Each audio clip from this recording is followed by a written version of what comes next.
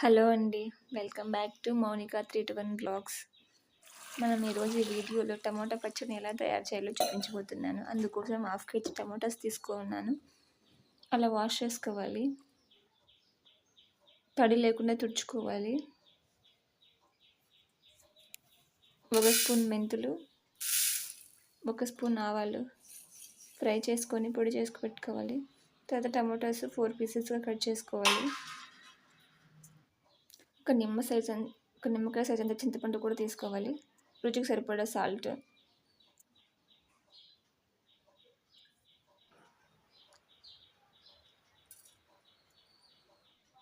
అందులోనే కొంచెం 1 spoon oil వేయాలి. ప్లేట్ మూసిపెట్టి స్టవ్ మీద పెట్టాలి. ఒక 15 మినిట్స్.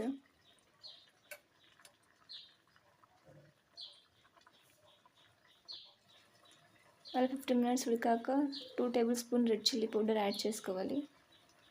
అలా యాడ్ చేసాక 5 మినిట్స్ బాయిల్ అవ్వాలి.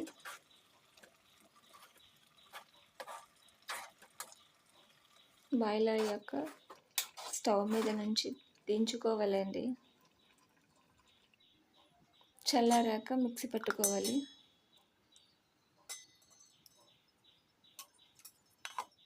అలా మిక్సీ పట్టిన టమాటా పచ్చడిని పోపు వేసి వెల్లుల్లి, ఎండుమిర్చి, ఆవాలు, జీలకర్ర,